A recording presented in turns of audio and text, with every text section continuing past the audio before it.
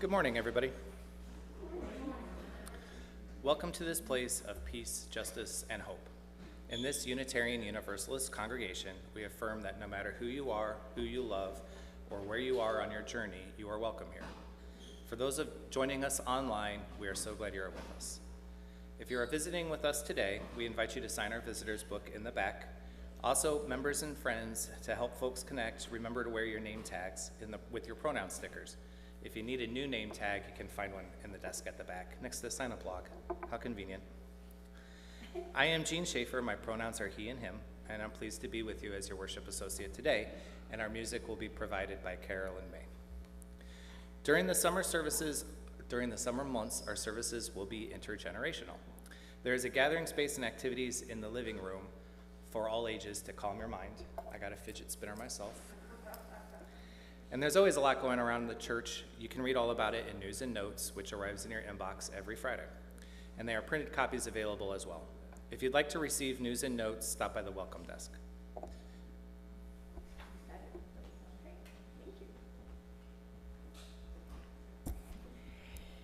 A couple of things. This week and next week, our services started at 10. Next week will be our last week at 10 o'clock. And it will be a service led by Dave Lloyd and Peter Crower. And they will be having a dialogue service about capitalism. How timely. So that'll be 10 o'clock, and we're looking forward to that. And then In Gathering Sunday is the second Sunday of September, so it's September 8th. And that's the time when we gather in. So make sure you join us for the beginning of the church year. Also, a very exciting climate justice revival is sweeping the UU world this September, and we're going to be part of it. On September 28th and 29th, congregations around the country are going to collectively reimagine a spirit-filled liberatory future through conversations, worship, advocacy. Congregations are going to work together to realize climate justice and collective liberation in our communities. And we are going to be partnering with, on Saturday, which is the workshops, with DuPage UU in Naperville. And I'm really excited about that collaboration. So we'll have discussions and activities for children and adults, and then our Sunday worship will also focus that. And same worship everyone is doing around the country. Then we'll have an hour of advocacy work. And it's a multi-generational event, so join us for conversation and worship and advocacy in 2 spirit-filled days. I'm really excited about this opportunity for us. And then we'll be planning other activities as well to see how we can continue this work.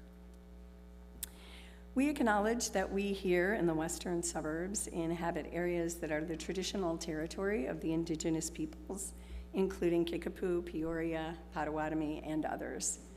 We're just trying to live into a more just world, acknowledging the history and legacy of colonialism, harm done to Native persons, and also to work to repair that harm. So I invite you to just take a breath with me and arrive.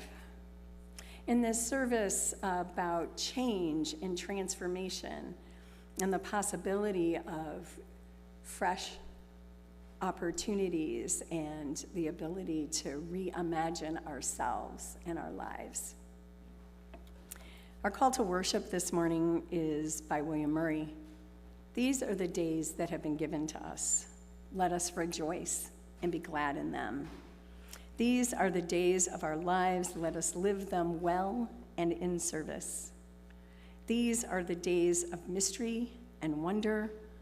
Let us cherish and celebrate them in gratitude together. These are the days, beloveds, that have been given to us. And let us make of them stories worth telling to those who will come after us. Our opening song is an invitation.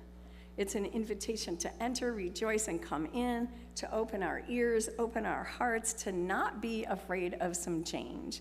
So I'm going to invite you to rise in body or spirit and let us sing together, y'all.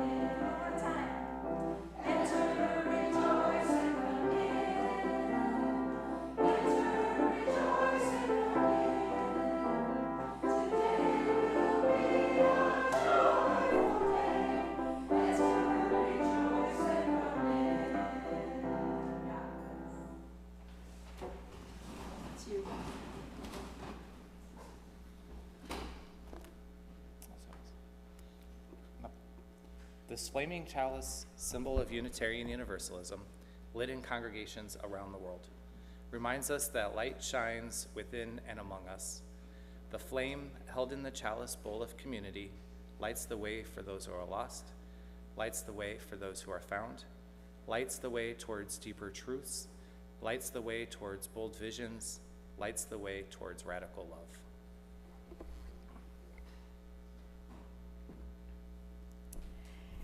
So, several ancient legends paint a picture of a magical bird, radiant and shimmering. This bird that we know of as the phoenix, but has different names in different cultures and different legends, lives for several hundred years before it dies by bursting into flames. It is then reborn from the ashes to start a new, long life. This is the majestic phoenix. It's a large and grand bird, much like an eagle or a peacock, brightly colored in reds and purples and yellows. I loved looking at all these images of phoenixes as I prepared for today. It's associated with the rising sun and with fire and transformation, of course. Sometimes a nimbus will surround it, illuminating the sky. Its eyes are blue and shine like sapphires. It builds its own funeral pyre or nest, and it ignites it with a single clap of its wings. After death, it rises gloriously from the ashes and flies away. This immortal bird that cyclically regenerates or is otherwise born again and again and again. As I said, while it's part of Greek mythology, it has analogs in many cultures, such as Egyptian and Persian. Because we all have the times in our lives when we feel burnt out, and look for the times when we will rise from the ashes. And beloveds, we do.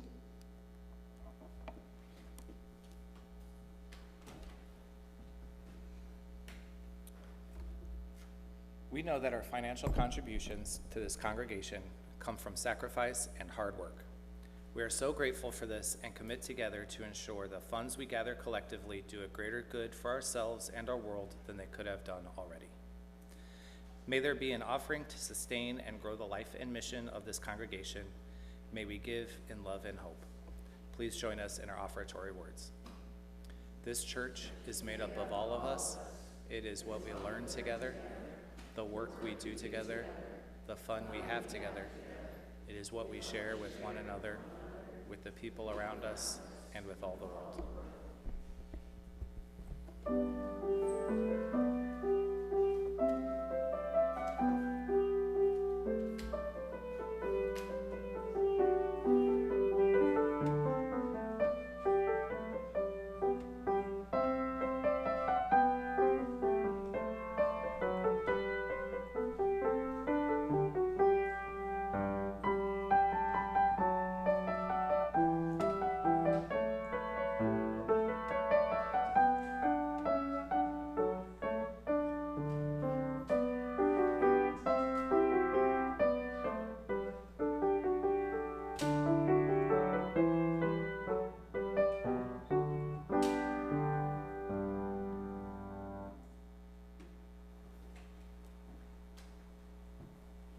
Carolyn, I never want you to stop playing.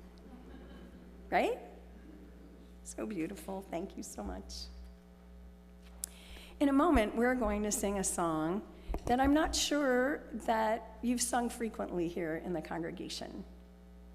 Since this is a service about changing the stories that we tell ourselves or the stories that we live from that no longer serve us, this is a service about how we can rise up after things that hurt us or are hard, where we feel that we have been burned and feel like ashes.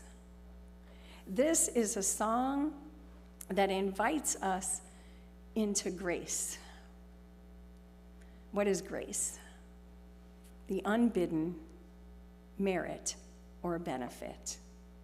Grace is a gift of the universe, a gift of love. It is grace that allows healing to take place in relationships when we think it is impossible. It is grace that allows us to forgive, but not forget.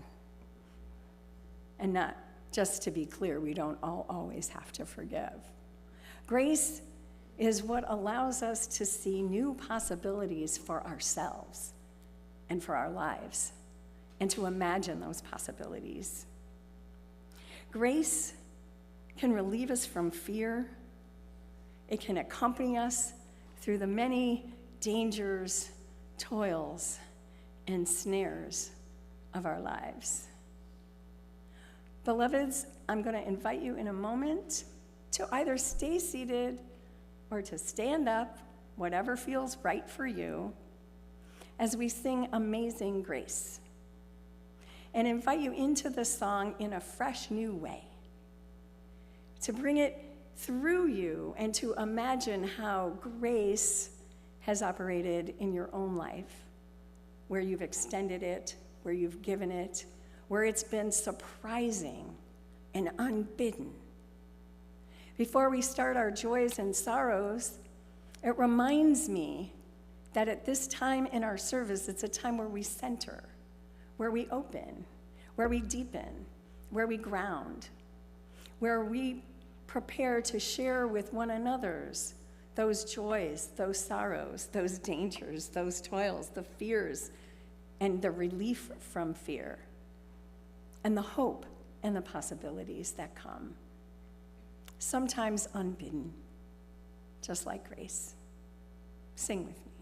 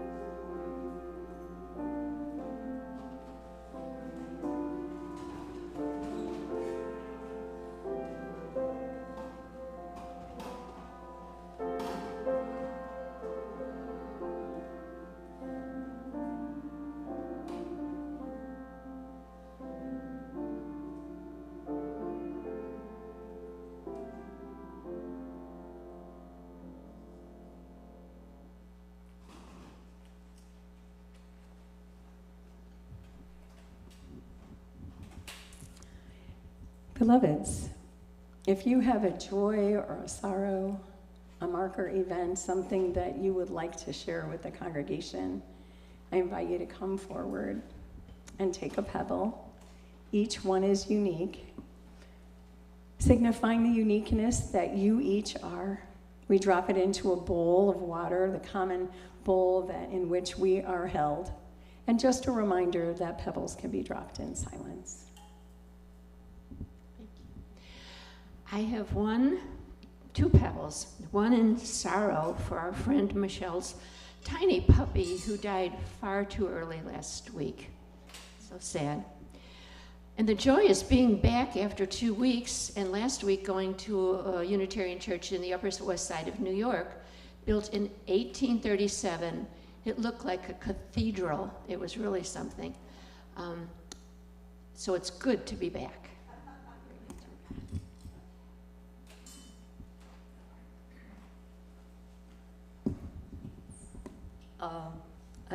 My name is Kathy. Monday marked the 2nd anniversary of my husband's death, and I miss him terribly. But our children and grandchildren are doing very well, and that would make him happy if he were here. For those who don't know, say his name. His name was Gary. Gary. Yeah. We remember Gary. Thank you.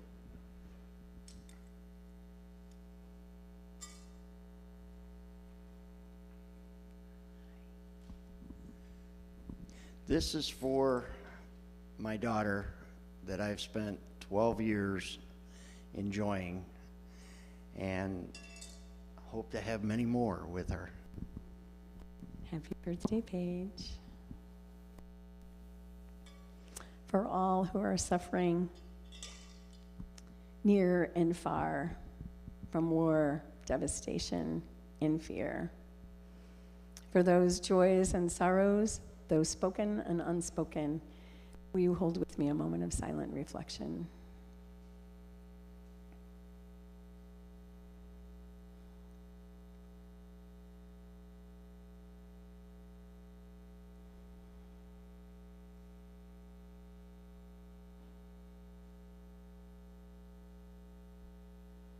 Spirit of life, Spirit of love, the grace of goodness, hope, possibility, companionship, loss, and in celebration.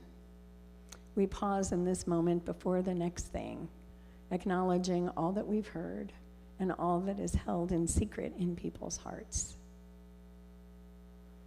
As we move through this day and we move through this week, may you each carry with you the knowledge that you are seen and heard and known and held. May you remember this: you are always and everywhere held in love and mystery deeper than you can know.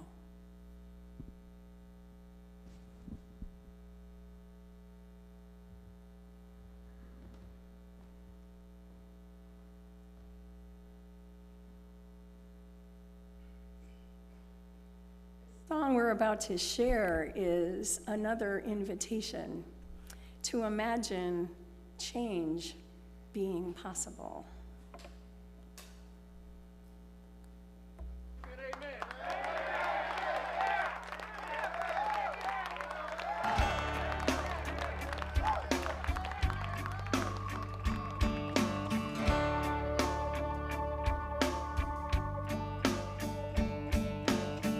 Old man was a rebel yeller, bad boy to the bone, he'd say.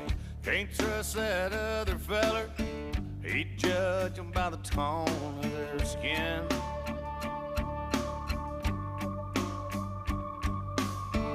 He was raised to think like his dad, narrow mind full of hate.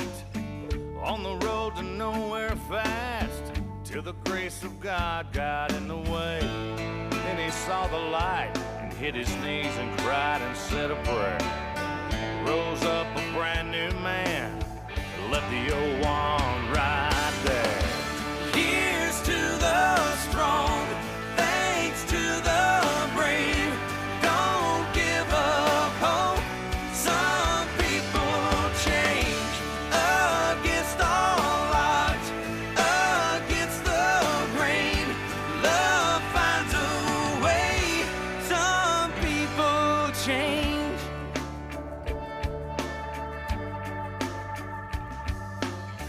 She was born with her mother's habit. You could say it's in her blood. She hates that she's gotta have it as she fills her glass up. She'd love to kill that bottle, but all she can think about is a better life, a second chance, and everyone she's letting down. She throws that bottle down. Here's to the strong, thanks to the brave. Don't give up hope. Some people change against all odds, against the grain. Love finds a way. Some people change. Thank God for those who make it. Let them be the light.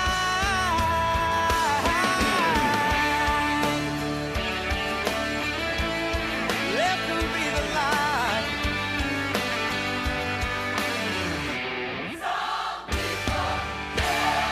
Here's to the strong, thanks to the brave. Don't give up hope. Some people change against all odds, against the grain. Love finds a way. Some people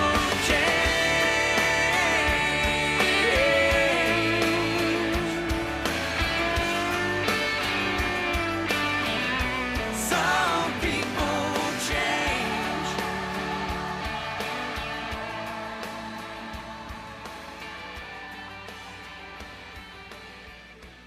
Some people change.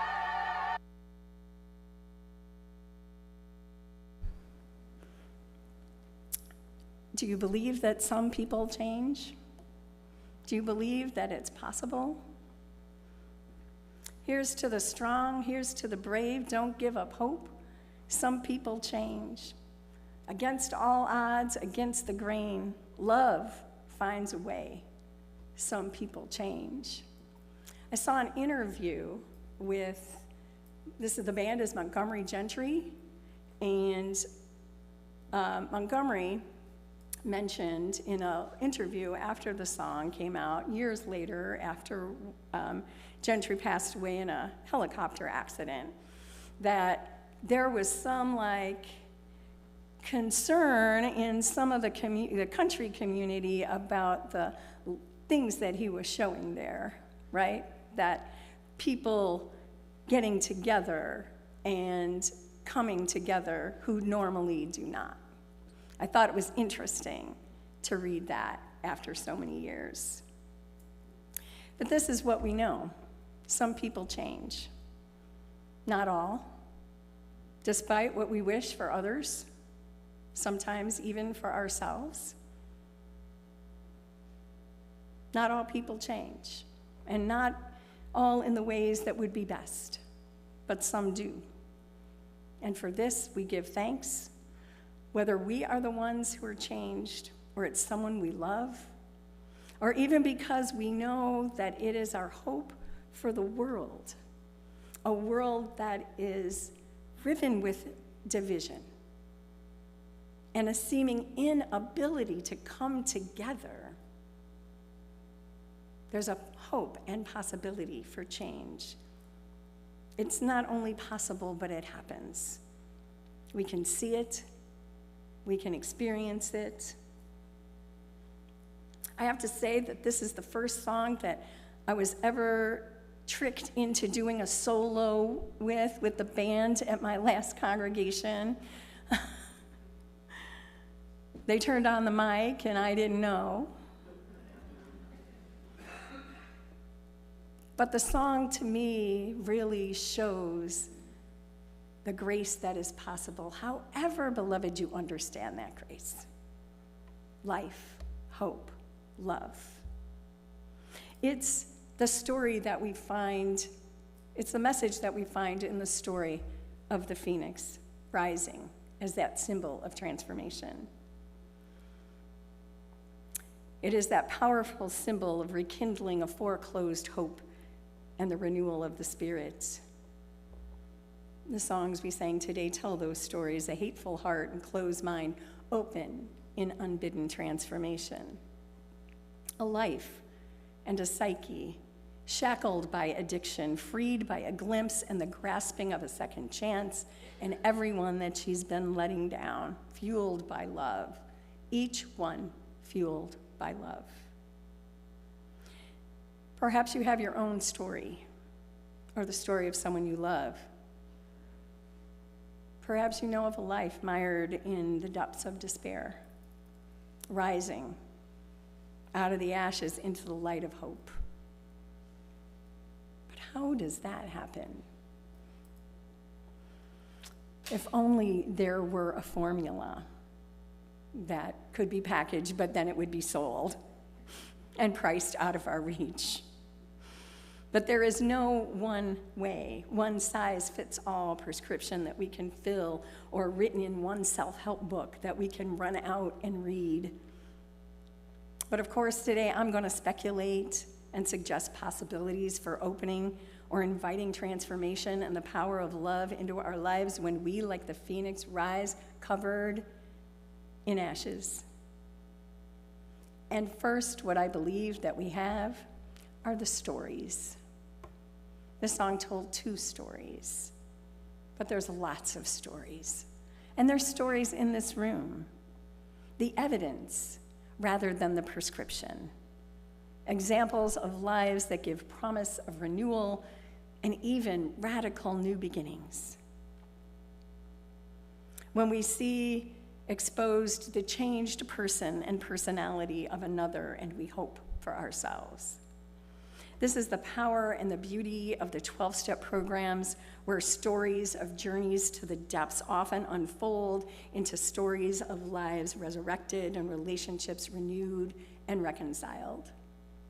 In the 20 years that I spent as a chemical dependency counselor, working first with DUI offenders, then in the juvenile justice system, then in adolescent treatment, and then with women who didn't have a hope for their lives, couldn't imagine that there was hope for their lives. I remember the woman who came into treatment.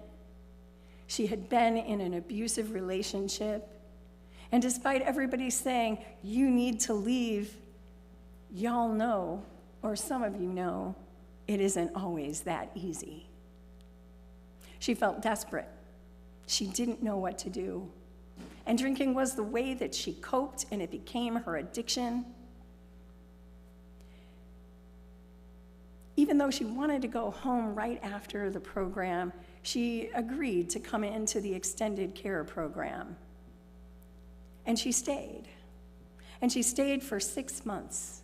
And I watched the transformation in her as she grew into herself, as she became more confident. And you know what? She became more loving toward herself, more hopeful. In that program, I would work with the women to get jobs and to prepare for jobs, practicing their job interview skills. And eventually she did.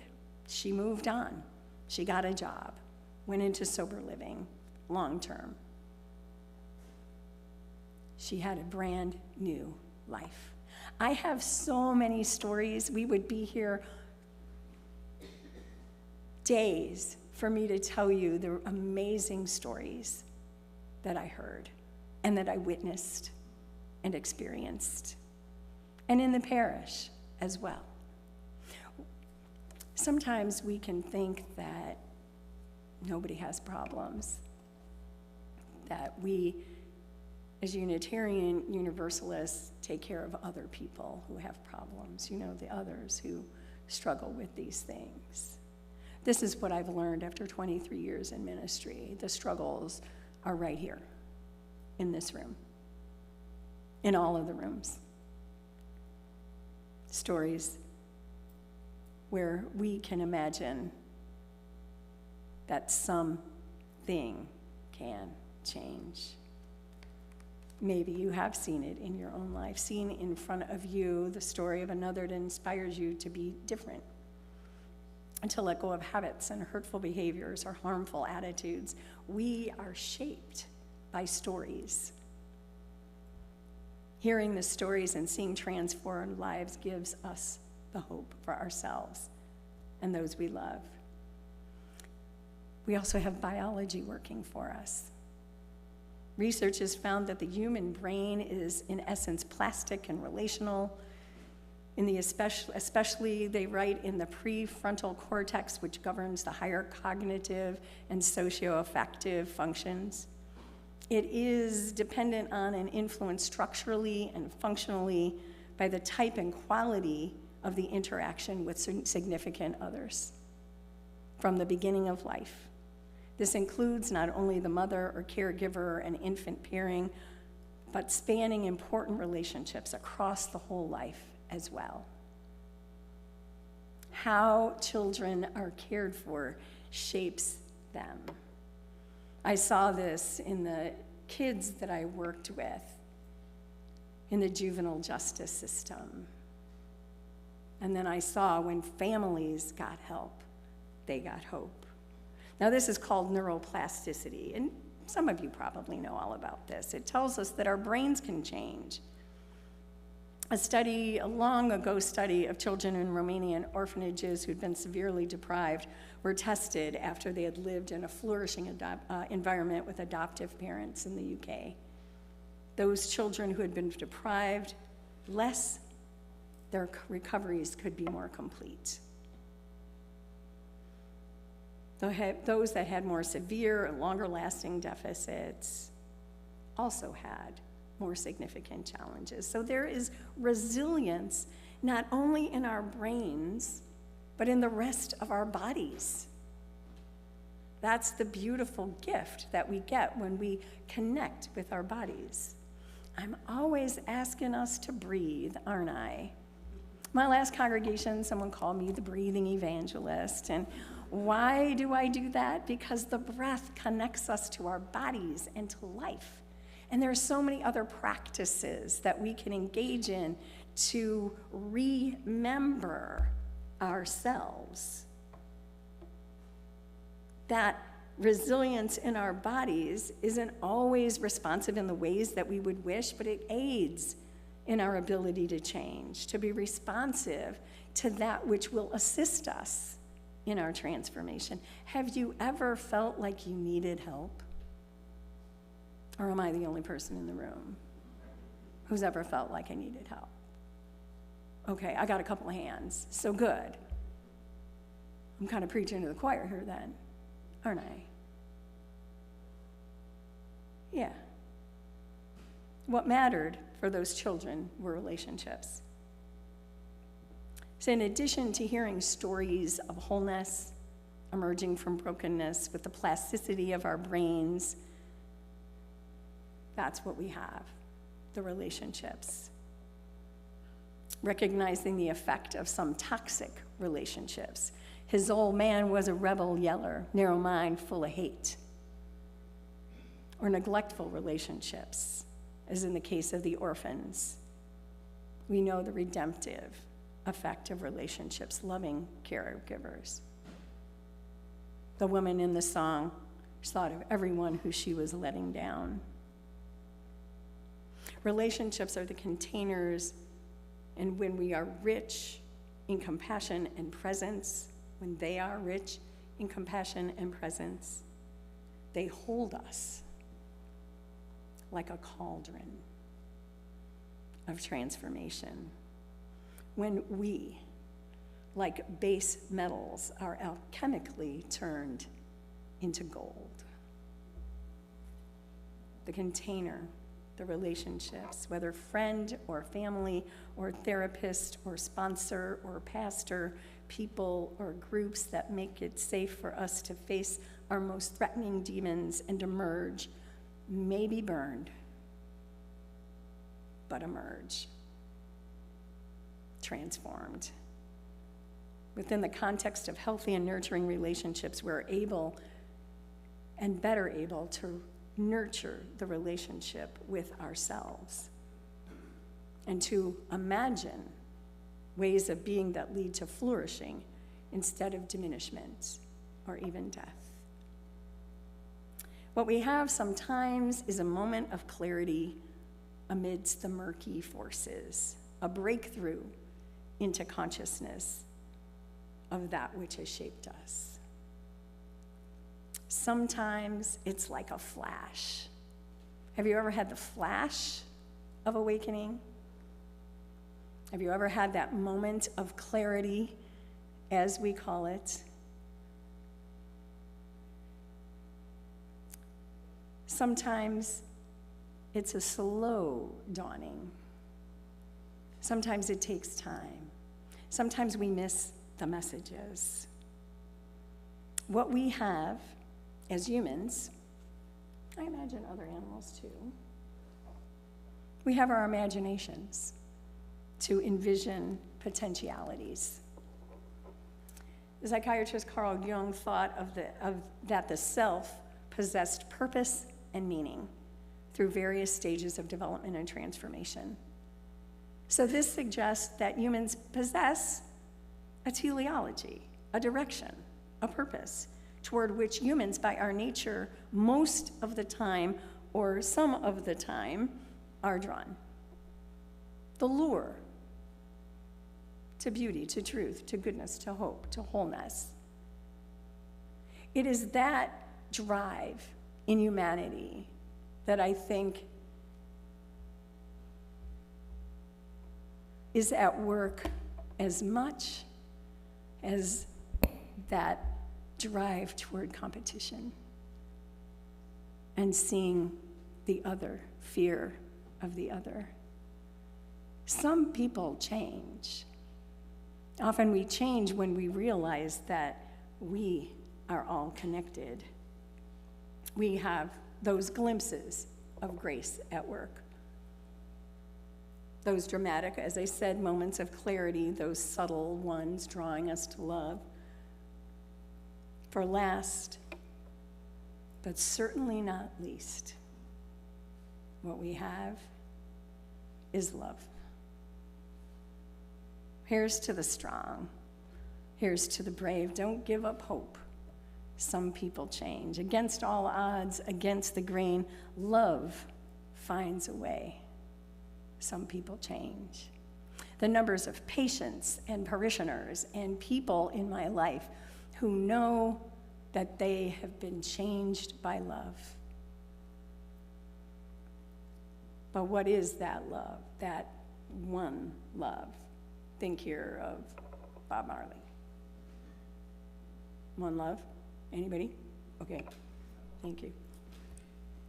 I have a colleague who boldly and unabashedly asserts there is love at work, is the late Reverend Dr. Tom Owen Toll, who gifted me with this many, many years ago as a mentor.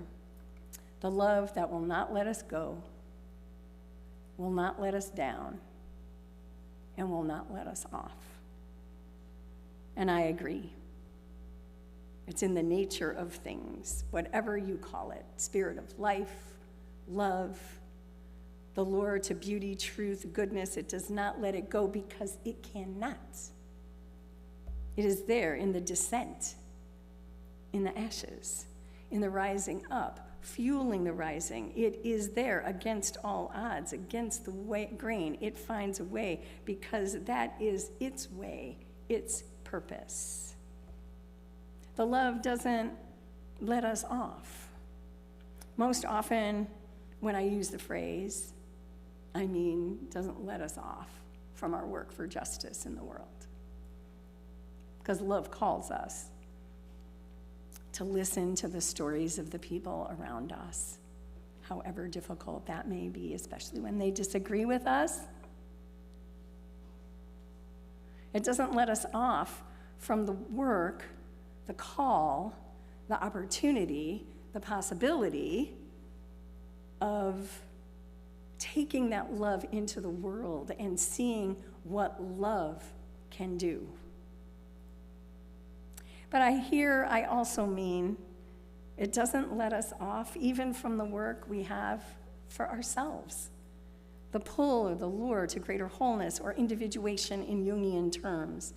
I believe that is love, not letting us off, but certainly not letting us alone. It calls us to our best, our highest, our most evolved, if you will, self, with a large S, offering us grace and faith and hope, pointing to the ability to begin again and again and again, to be born again and again and again, just like that phoenix, to transform and change, to heal and to be made whole, and then to take that healing out in a world that needs it. A courageous heart, relentless faith, and endless compassion, a courage that you are strong enough, faith that there is a love that has never broken faith with you and never will, and compassion, a fierce compassion for yourself and for others, along with those containers, the relationships, the friendships, the congregations, the witnesses, the midwives of our becoming. Does everyone change? Does everyone change? No.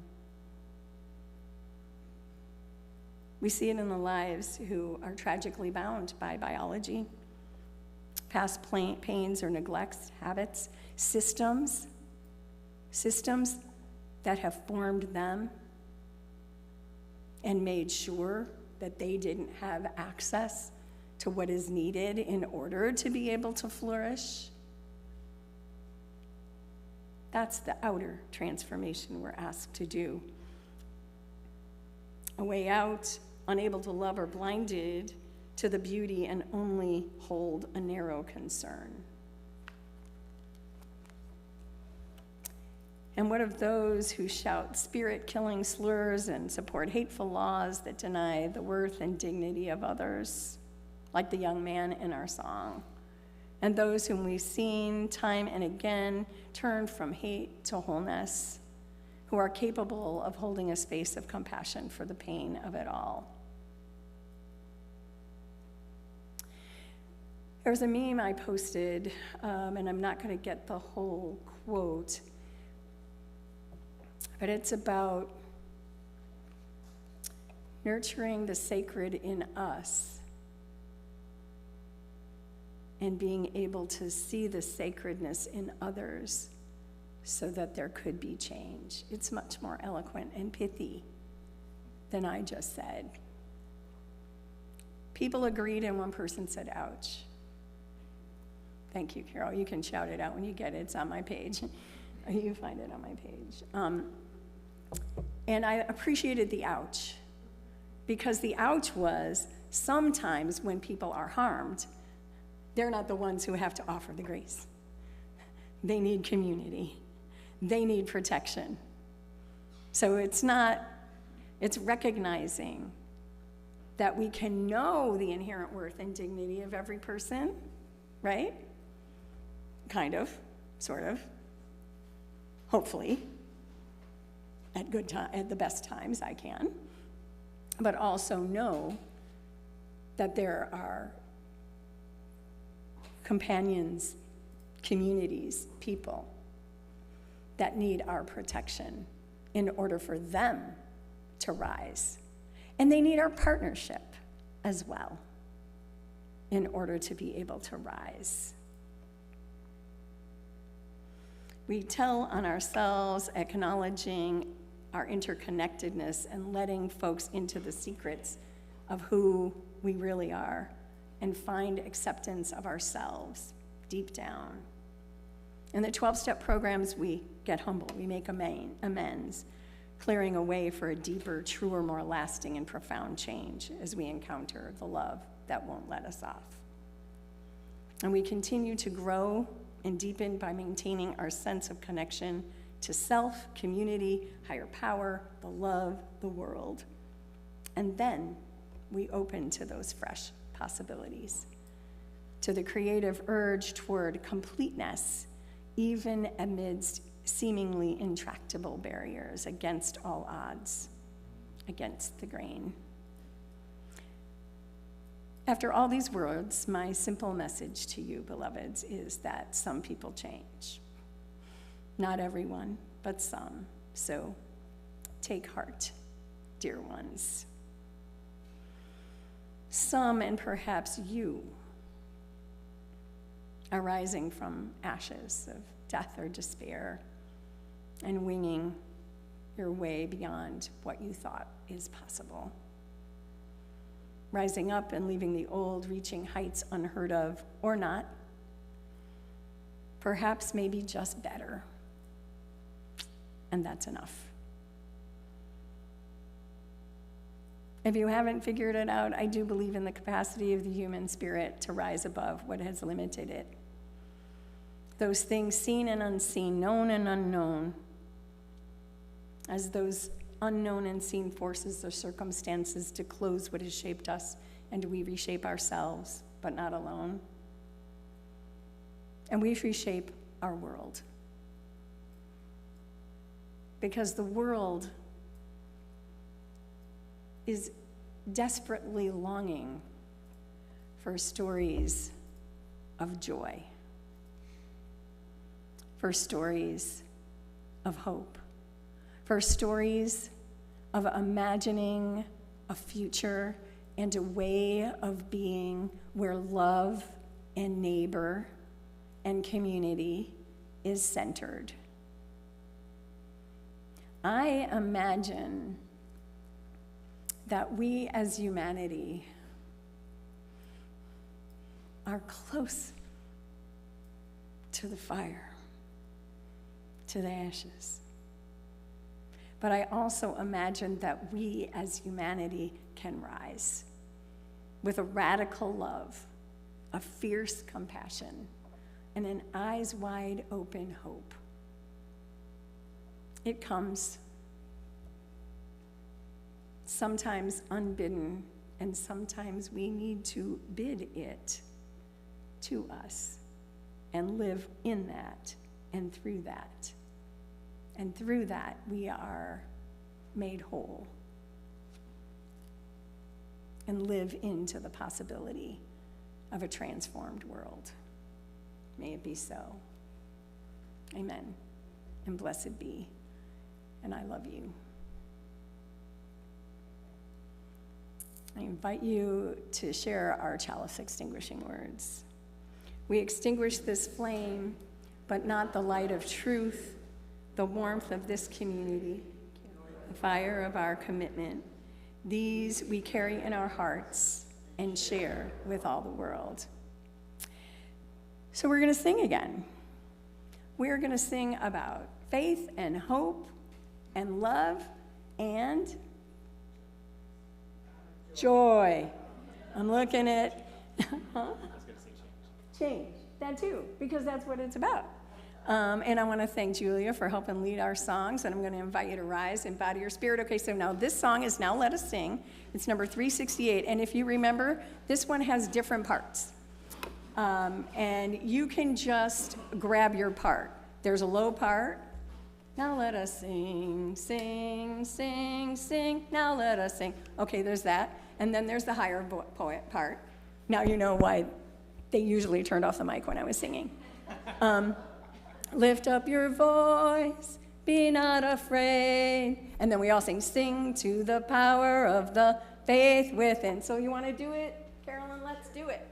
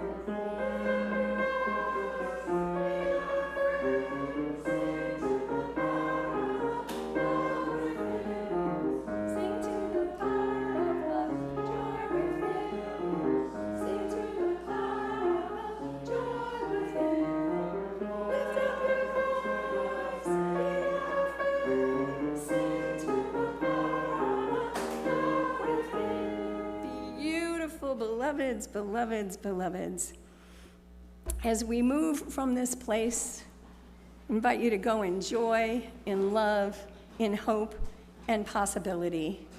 Reminding you as well, as I meant in the beginning, that there is a memorial service this afternoon at 1 o'clock for Bob Daniel Wayman and Bonnie Wayman Dodd's father, J. Robert Wayman, who passed a couple of weeks ago on the memorial services this afternoon. These are the words.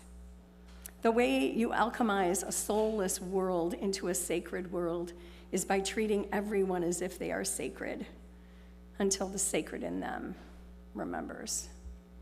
Go in peace. Be makers of peace.